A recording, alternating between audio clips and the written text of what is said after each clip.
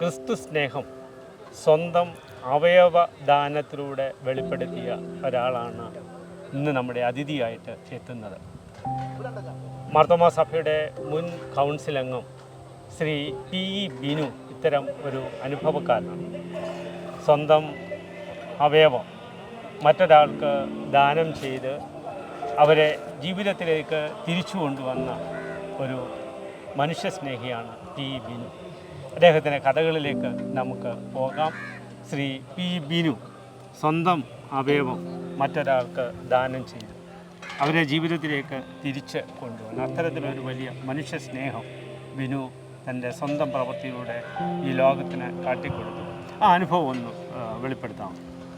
തീർച്ചയായിട്ടും 2014 നവംബർ മാസം 14-ാം തീയതിയാണ് എൻ്റെ ഒരു ശരീരത്തിൻ്റെ ഒരു ഭാഗമായിരുന്ന ഒരു വൃക്ക ആലപ്പുഴ സ്വദേശിനിയായ ഷീല എന്ന 45-കാരിക്ക് പങ്കുവച്ചത്. അതിനും എത്രയോ വർഷങ്ങൾക്ക് മുമ്പേ മനസ്സിലുണ്ടായിരുന്നൊരാഗ്രഹം അത് കിഡ്നി ഫെഡറേഷൻ ഓഫ് ഇന്ത്യയുടെ ചെയർമാൻ ഡേവിസ് ചെറുമേലച്ചനുമായിട്ട് പങ്കുവച്ചു. അച്ഛൻ്റെ താല്പര്യപ്രകാരം 2-3 റെസിപ്പിയനെ എന്നെ സമീപിക്കുന്നതിന് വേണ്ടി അയച്ചു. അതിൽ ആലപ്പുഴ സ്വദേശിനി ഷീലയ്ക്കാണ് എൻ്റെ വൃക്ക ക്രോസ് മാച്ചിങ്ങിൽ യോജിച്ചത്. അങ്ങനെ വളരെ വർഷം കൊണ്ട് മനസ്സിൽ കിടന്ന വലിയൊരു ആഗ്രഹം, വലിയൊരു താല്പര്യം അതോടുകൂടി യാഥാർത്ഥ്യമാകുകയും ചെയ്തു. മറ്റുള്ള സമസൃഷ്ടങ്ങളെ, മനുഷ്യൻ്റെ കൂടെയുള്ള സമസൃഷ്ടങ്ങളുടെ ജീവിതം ക്രമമായിട്ട് ജീവിക്കുക എന്നുള്ളത് നമ്മുടെയും കൂടെ ഉത്തരവാദിത്വമാണ് എന്നുള്ള ബോധ്യത്തിൻ്റെ വെളിച്ചത്തിലാണ് ആ ഒരു പ്രക്രിയ ചെയ്തത്. വേദപുസ്തകമൊക്കെ ആഴത്തിൽ പഠിക്കാൻ ശ്രമിച്ചപ്പോഴും ആഴത്തിൽ വായിക്കാൻ ശ്രമിച്ചപ്പോഴുമൊക്കെ ഈ ഒരു ഉൾവിളി ഉണ്ടാവാൻ എനിക്ക് കാരണമാകുകയും ചെയ്തിട്ടുണ്ട്. സ്നേഹിതന്മാർക്ക് വേണ്ടി ജീവനെ കൊടുക്കുന്നതിലും അധികം സ്നേഹം മറ്റൊന്നില്ല എന്ന് യോഹന്നാൻ്റെ സുവിശേഷത്തിൽ പറയുന്നു. അങ്ങനെ വേദപുസ്തകത്തിൻ്റെ വിവിധ ഭാഗങ്ങളിൽ ഉള്ള മനസ്സിനെ, ഹൃദയത്തെ നേരിട്ട് സ്പർശിച്ച ഒരുപാട് കാര്യങ്ങൾ, ക്രിസ്തുവിൻ്റെ സ്വന്തം ജീവനെ ത്യജിച്ച ഒരു വലിയ മാതൃക, ക്രിസ്തുവിനെ എപ്പോഴും ആരാധ്യപുരുഷനായി നമ്മൾ കൊണ്ടു നടക്കുമ്പോൾ അദ്ദേഹത്തിൻ്റെ വഴിയിലൂടെ നടക്കണമെന്നുള്ളൊരു താല്പര്യം, ഇതൊക്കെയായിരുന്നു ഇതിൻ്റെ പിന്നിലുള്ള ചേതോവികാരം. ബിനുവിൻ്റെ ഒരു മോഡൽ എന്തായിരുന്നു ഇങ്ങനെ ഒരു പ്രവർത്തിക്കുള്ള ഒരു മോഡൽ ആരെങ്കിലും? മോഡൽ തീർച്ചയായിട്ടും ഞാൻ എൻ്റെ സൺഡേ സ്കൂൾ കാലം തൊട്ട് എനിക്ക് ആവണി ശ്രീ ഇമ്മാനുവൽ മാർത്തോമ ഇടവകയിൽ സൺഡേ സ്കൂൾ പഠിക്കുന്ന സമയം തൊട്ട് ഞാൻ കേൾക്കുന്നതും ഞാൻ കണ്ടതുമായ ഒരുപാട് കാര്യങ്ങൾ ജീവിതത്തെ ഒരുപാട് സ്വാധീനിച്ചിട്ടുണ്ട്. എന്നാൽ സമൂഹത്തിൻ്റെ നാനാതുറകളിലുള്ള ഇത്തരം അവയവദാതാക്കളെ ഒക്കെ എനിക്ക് പരിചയപ്പെടുന്നതിന് സാധിച്ചിട്ടുണ്ട്. അതിൻ്റെ വെളിച്ചത്തിലാണ് ഡേവിസ് ചെറുമേലച്ചൻ, കൊച്ചൗസേപ്പ് ചിറ്റിലപ്പള്ളി, അങ്ങനെയുള്ള ഒരുപാട് മഹാത്മാക്കളെ എനിക്ക് നേരിട്ട് കാണുവാനും പരിചയപ്പെടാനും ഒക്കെ സാധിച്ചിട്ടുണ്ട്. അങ്ങനെ അവരുടെ ജീവിതം പഠിക്കുകയും അവരോടൊക്കെ സംസാരിക്കുകയും ഒക്കെ ചെയ്തിട്ടുണ്ട്. എൻ്റെ സുഹൃത്തുക്കൾ കരൾ പങ്കുവെച്ച ബെന്നിയെ പോലുള്ള ചില ആൾക്കാരെ എൻ്റെ അടുത്ത സുഹൃത്തുക്കളാണ്. അപ്പോൾ ഇവരോടൊക്കെ സംസാരിക്കുന്നതിൻ്റെ വെളിച്ചത്തിലും ഇവരെയൊക്കെ കണ്ടതിൻ്റെ വെളിച്ചത്തിലുമൊക്കെയാണ് എനിക്ക് ഇതൊരു വലിയൊരു ഇൻസ്പിറേഷനായി മാറിയത്. ഇത് വിവരം അറിഞ്ഞപ്പോൾ, ഇങ്ങനെ അവയവം പങ്കുവെക്കുന്നതിനെ പറ്റിയുള്ള വിവരം അറിഞ്ഞപ്പോൾ കുടുംബാംഗങ്ങളുടെ പ്രതികരണം എങ്ങനെയായിരുന്നു?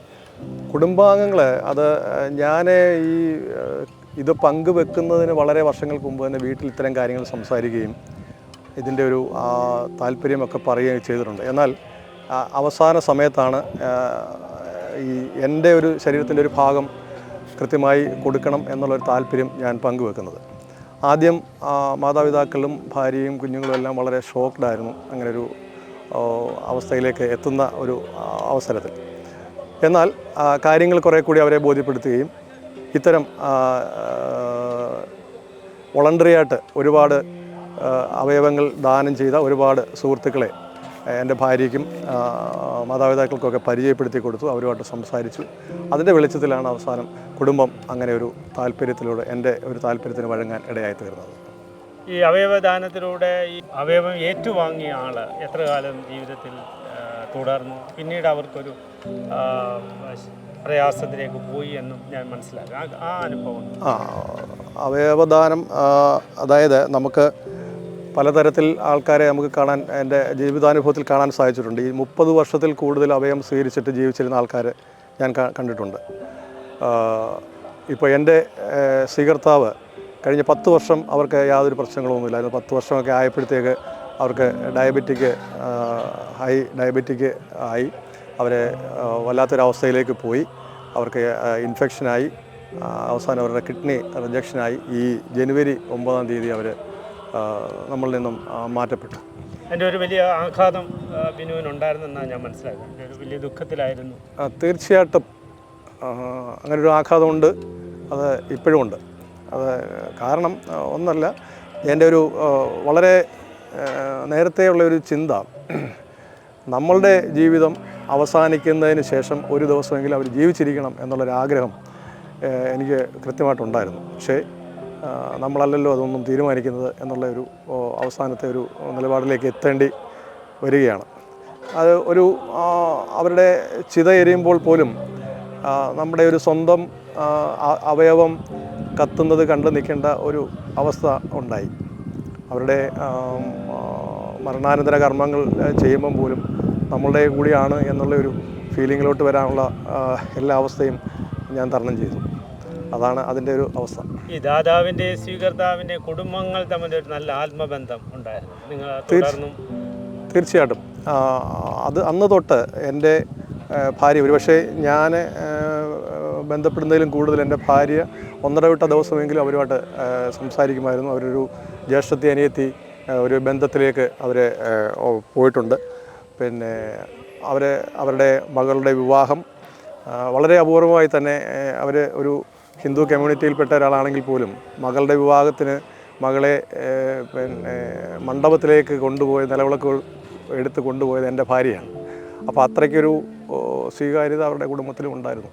അത് ഇപ്പോൾ ഒരു വലിയൊരു ഷോക്ക് എന്നേക്കാൾ കൂടുതലൊരു പക്ഷേ എൻ്റെ ഭാര്യയ്ക്കായിരിക്കാം. സ്വന്തം അവയവം ഒരു സമൂഹത്തിലെ ഒരു നിർധനയായ ഒരു സ്ത്രീക്ക് പങ്കുവെച്ച് ഒരു റോൾ മോഡലായിട്ട് ബിനു നമ്മുടെ മുൻപിൽ നിൽക്കുകയാണ്. നമ്മൾ പ്രസംഗിക്കുന്ന കാര്യങ്ങൾ ദൈവസ്നേഹം സ്വന്തം പ്രവൃത്തിയിലൂടെ ലോകത്തിന് മുമ്പിൽ പറഞ്ഞു കൊടുത്ത ഒരു യുവ സ്നേഹിതനാണ് ശ്രീ പി. ബിനു. അദ്ദേഹത്തിൻ്റെ അനുഭവങ്ങൾ നമ്മളുമായിട്ട് പങ്കുവച്ചു. ഈ സമയം ഞങ്ങളോടൊപ്പം മാർത്തോമാ വിഷ്ണുവോടൊപ്പം ചെലവഴിച്ച സമയത്തിന് പ്രത്യേകമായി നന്ദി അറിയിക്കുന്നു. എല്ലാ ഭാവുകങ്ങളും ആശംസിക്കുന്നു. Thank you.